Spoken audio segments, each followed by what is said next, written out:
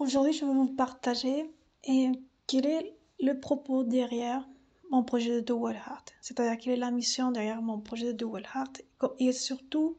cela, répondre à cette question m'emmène à parler de l'histoire, c'est-à-dire comment est né mon projet, et quelle est l'histoire qui donne naissance à mon projet de The Wild Heart. Et c'est une histoire concrète, en fait, qui part de mon histoire personnelle, bien sûr, en relation au monde canin et spécialement à ma chienne Atka, d'accord, qui en fait est un Alaska Malamute de race, mais justement à travers la coexistence avec elle depuis ma jeunesse et en tout cas depuis qu'elle était chiot, d'accord, j'ai appris justement à transcender cette idée de race, même si ça a une influence dans le comportement canin, mais à transcender parce que le plus important que j'ai appris avec elle, c'est que les chiens ont un esprit wild, ont une essence wild qui peut être un support, qui peut être un outil de transcendance d'ailleurs, et cette essence a une transcendance, peut avoir une transcendance importante dans notre vie et a une mission, d'accord. Et en fait, mon histoire, comment je me suis sensibilisée à cette essence wild des chiens, et en concret euh, quand ça a commencé, comme je l'ai découvert à travers ma chienne Atka, ben, évidemment, je me suis sensibilisée à ce côté plus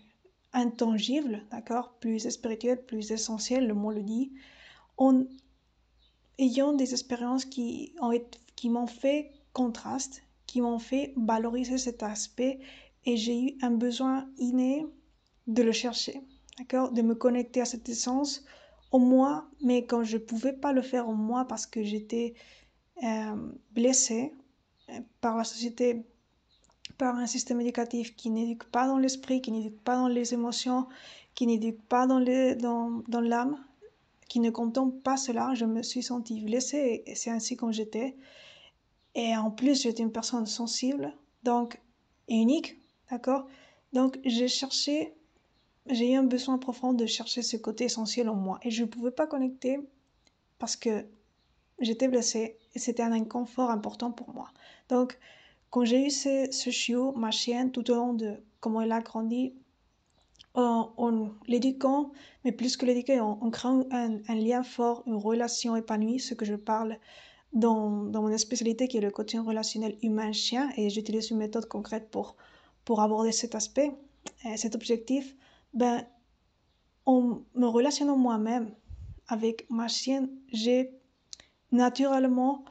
naturellement par le contraste et par mes talents et de manière aussi naturelle, eu cette connexion avec elle dans ce sens, c'est-à-dire dans le sens essentiel. C'était le sens, la façon que je cherchais au plus profond de moi parce que, comme je vous dis, j'étais blessée et d'ailleurs je le suis encore, mais j'ai appris à le gérer, j'ai guéri beaucoup grâce à cette connexion avec l'essence wild de ma chienne, qui est la même que celle de l'espèce canine, et qui est la même en moi, d'accord. Et cette essence wild peut être aussi extrapolée. Quand je parle de wild, c'est en français sauvage, même si ça provient de l'anglais le mot. Et cette essence wild peut être extrapolée à tout le monde, c'est-à-dire à tout le monde sauvage, d'autres animaux sauvages, parce que le chien, oui, n'est pas, l'espèce canine n'est pas animal sauvage, on va dire génétiquement, mais moi, je vais au-delà. Et c'est vrai que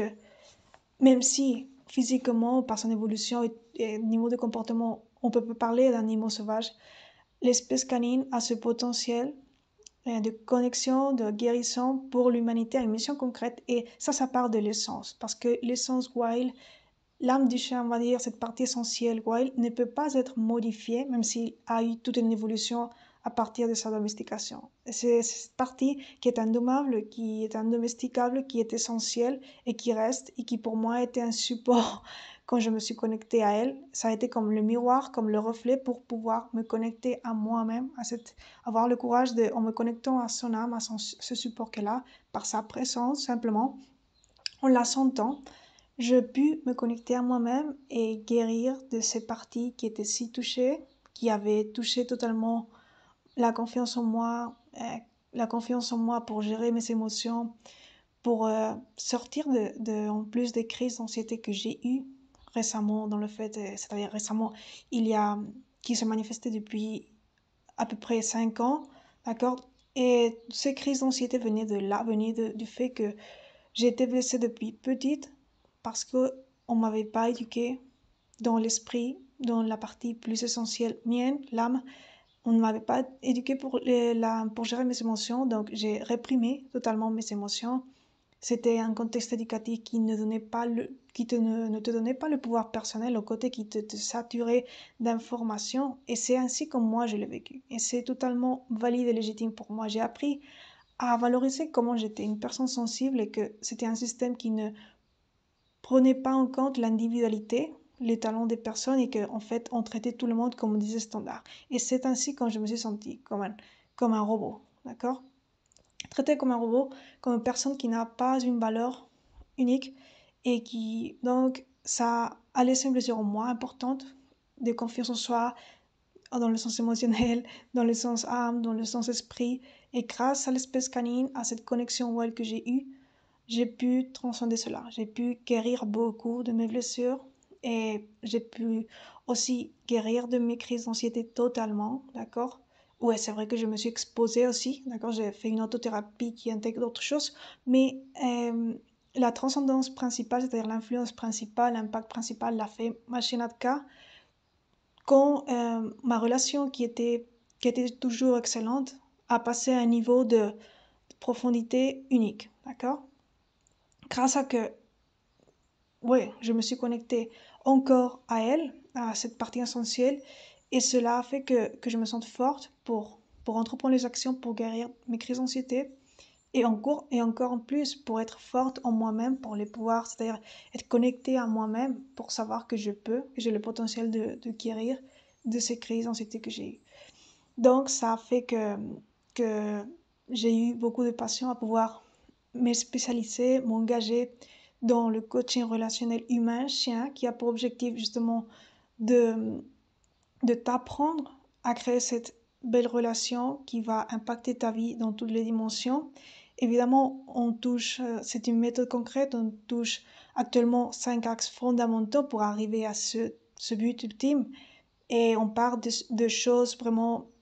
parfois tangibles, plus fonctionnelles,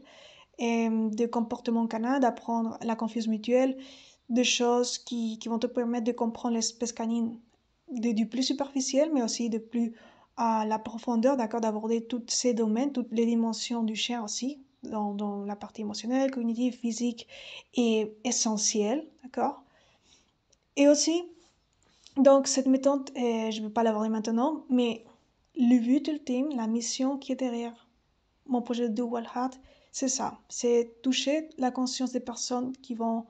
faire partie de ce processus de coaching pour transformer leur vie. Et transformer leur vie, c'est leur aider à connecter, en fait, t'aider à connecter avec l'essence wild de ton chien. Et pour ça, c'est important que je te coach pour avoir une relation épanouie d'amitié, parce que sinon, c'est impossible de laisser fleurir qu'on va dire, la mission, le talent, on va dire, de l'âme de ton chien pour que tu puisses le recevoir parce que tu n'es pas prête. Si tu ne comprends pas ton chien, si tu n'es pas sensible à toi ni à l'espèce canine, dans le sens énergétique, mais aussi dans le sens d'apprendre à comprendre comment ça fonctionne un chien. Donc, il y a certains prérequis pour que cette dimension de connexion réelle, de relation épanouie se donne. D'accord? C'est pas simplement le dire la beauté des mots et de la réalité que je te dis, c'est vraiment qu'il faut faire un travail du plus euh, tangible au plus intangible. Et ça, c'est les 5 axes fondamentaux que j'ai développés dans ma méthode.